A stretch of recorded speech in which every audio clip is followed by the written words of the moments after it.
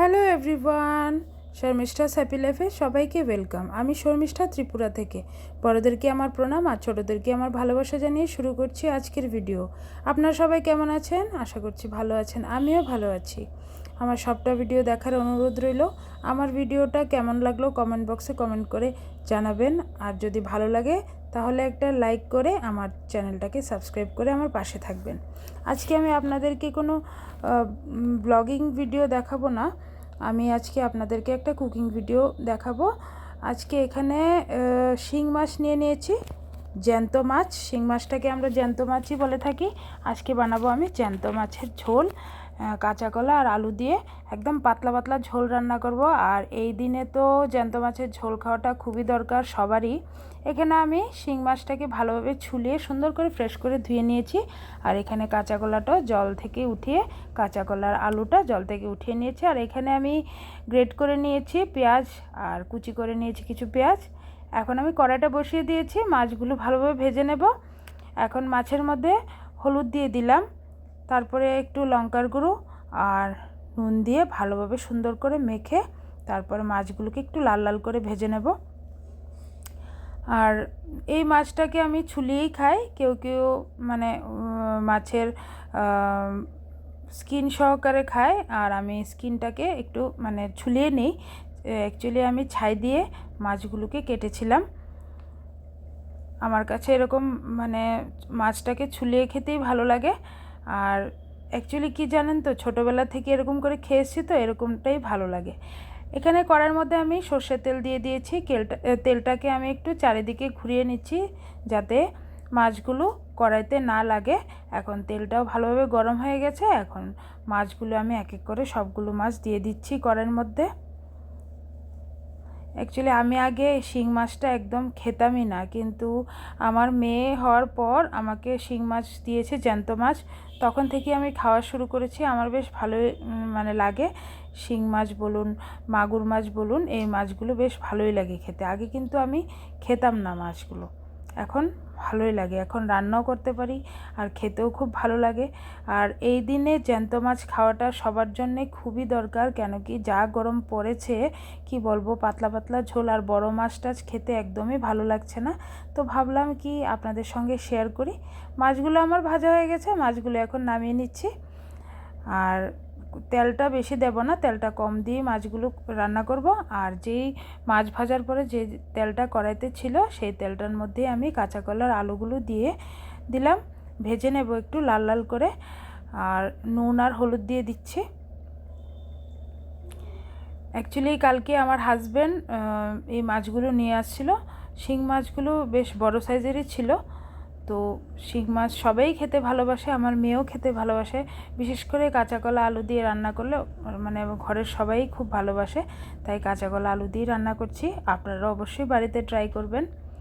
এখন আমার মাছগুলো, আর মাছ তো না সরি, কাঁচা কলার আলুগুলো যে ভাজা করতে দিয়েছিলাম এগুলো একটু উল্টে পাল্টে দিচ্ছি। মোটামুটি সেদ্ধ হয়েছে, আর আরও তো ঝোলের মধ্যে সেদ্ধ হবে। এখন আমি নামিয়ে নিচ্ছি, বেশ লাল লাল করেই ভাজা হয়ে গেছে মাছগুলো।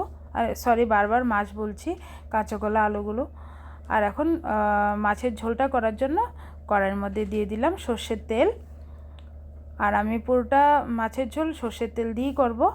তেলটা গরম হয়ে গেছে, দিয়ে দিচ্ছি কালো জিরে ফোড়ন, আর দিয়ে দেব তেজপাতা, পেঁয়াজ কুচি করে, একটা বড় সাইজের পেঁয়াজ হাফটা কুচি করে নিয়েছি, আর 1.5টার মতো আমি গ্রেট করে নিয়েছি। পেঁয়াজ দিয়ে ভালোভাবে পেঁয়াজটাকে আমি ভেজে নেব।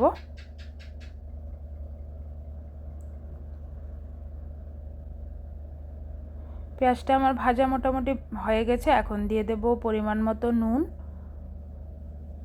আর দিয়ে দিলাম একটু কাঁচা লঙ্কা বাটা।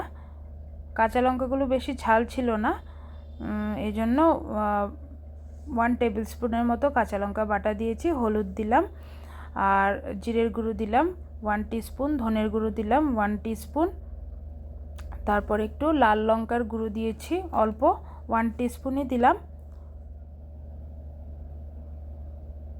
তারপর আদা বাটা দিলাম, 1 টেবিল স্পুন। আর এখন একটু মৌরির গুঁড়ো দিয়ে দিয়েছি 1 টিস্পুন। এখন ভালোভাবে সবগুলো মশলাকে আমি সুন্দর করে কষিয়ে দিচ্ছি।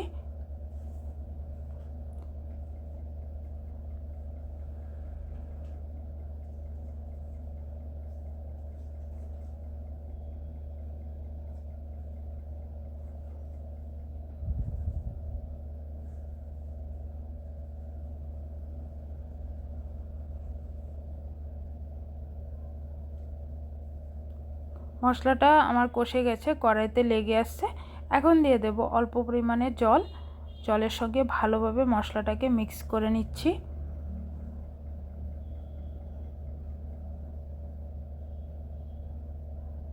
জলটাকে একটু ফুটতে দেব যাতে মশলা থেকে তেলটা সেপারেট হয়ে যায়। এই যে দেখুন কি সুন্দর তেলটা বেরোনো শুরু হয়ে গেছে। মশলাটা ভালোভাবে কষে গেছে, এই যে দেখতে পাচ্ছেন আপনারা। এরকম করে আমি গ্যাসের ফ্লেমটাকে একদম লোতে রেখে মশলাটাকে ভালোভাবে কষিয়ে নিয়েছি।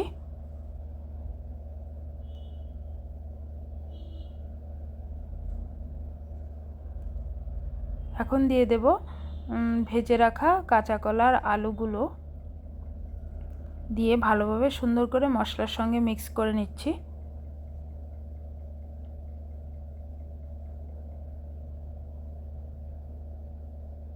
তারপর দিয়ে দেব ভাজা করে রাখা মাছগুলো। এখানে আমি বড় সাইজের 3টে মাছ নিয়েছিলাম। সুন্দর করে সব মাছ, কাঁচা কলা, আলু সব মিক্স করে নিয়েছি। এখন দিয়ে দিচ্ছি একটু বেশি পরিমাণে জল। পাতলা ঝোল হবে, জ্যান্ত মাছের পাতলা ঝোল খুব ভালো লাগে খেতে। আর এরকম করে রান্না করলে আমার তো ভালো লাগে, আপনারা বাড়িতে অবশ্যই ট্রাই করে দেখবেন। আশা করছি ভালোই লাগবে, খুব টেস্টি হয়। এখন আমি একটু ঢাকা দিয়ে রাখছি, কেন কি মাছগুলোও সেদ্ধ হবে আর কাঁচা কলা তো মোটামুটি সেদ্ধ হয়ে গেছে, আলুটাও সেদ্ধ হবে। এখন আমি আবার দেখছি, উঠিয়ে ঢাকাটা উঠিয়ে দেখব আলু আর কাঁচা কলাটা কীরকম সেদ্ধ হয়েছে। এই যে দেখুন আলুগুলো একদম গলে গেছে, কাঁচা কলাগুলো একদম সুন্দর সেদ্ধ হয়ে গেছে।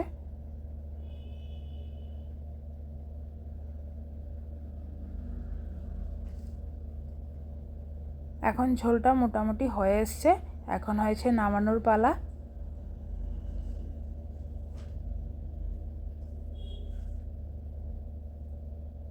এখন আমি গ্যাসের ফ্লেমটা অফ করে দিলাম। এখন আমি একটা পাত্রে ঢেলে নিচ্ছি। দেখতে পাচ্ছেন এরকম পাতলা ঝোলে রান্না করেছি।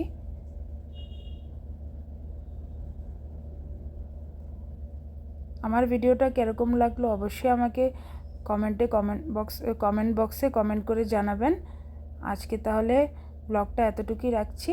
নেক্সট ব্লগে আবার খুব তাড়াতাড়ি আপনাদের সঙ্গে দেখা হচ্ছে।